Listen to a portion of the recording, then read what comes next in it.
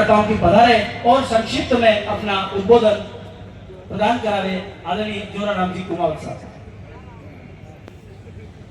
बोलो भारत माता की, भारत माता की, वंदे वंदे।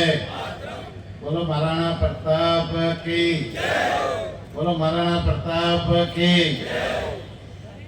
आज राजसमंद लोकसभा के की प्रत्याशी महिमा कुमारी जी के इस नामांकन सभा में हमारे बीच में मंच पर विराजमान हम सबके कप्तान और भारतीय जनता पार्टी को हमेशा अग्रणी करने वाले और पिछले चुनावों में जिनके नेतृत्व में राजस्थान में भारतीय जनता पार्टी की सरकार बनी, चित्तौड़ के सांसद और अभी चित्तौड़ से भी उम्मीदवार सम्मानिय सीपी जोशी जी, आप सबकी लाडली और यहाँ से सांसद रही और यहाँ पर राजसमंद में विकास की गंगा बहाने वाली राज्य के उप मुख्यमंत्री दिया कुमारी जी, यहाँ के प्रभारी राज्य मंत्री मंजू जी,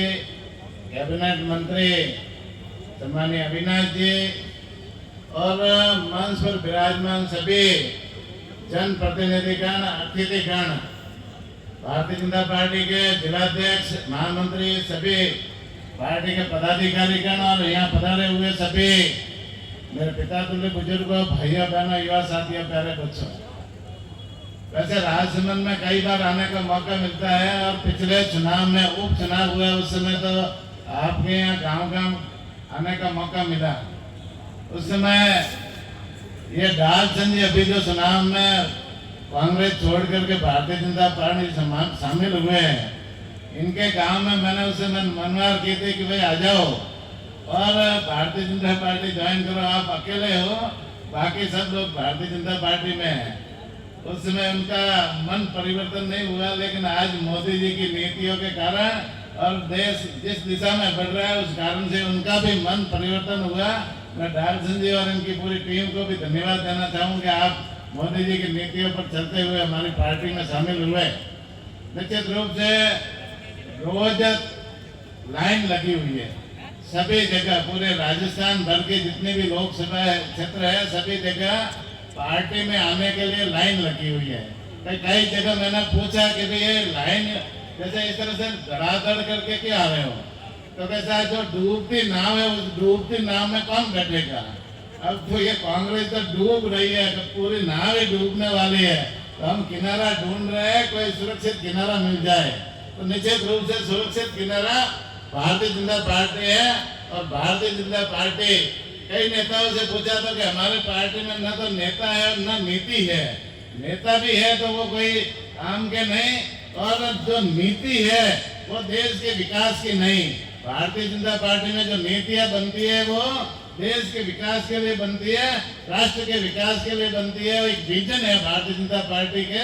तो निश्चित रूप से पार्टी में आज जैसे जनाधार भी बढ़ रहा है और दूसरी पार्टियों के लोग भी आ रहे हैं। जैसे मोदी जी के नेतृत्व में देश आगे बढ़ रहा है, सभी क्षेत्रों में आज चाहे विदेश नीति हो या अपने यहाँ देश के अंदर लोगों की आर्थिक स्थिति मजबूत करने का काम हो, चाहे भारत को 5वीं आर्थिक महाशक्ति बनाने का काम हो या सीमाएं सुरक्षित करने का काम हो, निश्चित रूप से समाज के अंतिम छोर पे जो व्यक्ति बैठा है, गरीब से गरीब व्यक्ति, उनको भी बिजली, पानी, शिक्षा, चिकित्सा, सड़कें कैसे मिले, उनके लिए उनकी भी आर्थिक स्थिति कैसे मजबूत हो, इस दिशा में भारतीय जनता पार्टी की सरकार कर रही है, मोदी जी काम कर रहे हैं। आज जैसे समाज में ऐसा कोई व्यक्ति नहीं है जो भारत सरकार की लाभार्थी योजना से लाभान्वित नहीं हुआ हो। सबको कोई न कोई योजना से लाभान्वित हो रहा है। तो निश्चित रूप से मोदी जी सबका जीवन सुधारने का काम कर रहे हैं और निश्चित रूप से आने वाले चुनाव में हम लोग मोदी जी के हाथ को मजबूत करें। भाई मोदी जी का संकल्प है कि 15 अगस्त 1947 को हमारा देश आजाद हुआ और आजादी के 100 साल जब पूरे हो तो हमारा देश विकसित राष्ट्र बने। आत्मनिर्भर राष्ट्र बने, इस दिशा में मोदी जी काम कर रहे हैं। सारे विश्व के लिए भी पूरा नेतृत्व दे रहे हैं। पहले जब हमारे देश दूसरे देश के राष्ट्रपति, चाहे अमेरिका हो, रूस हो, वहाँ के राष्ट्रपति बोलते थे तो सारी दुनिया देखती थी।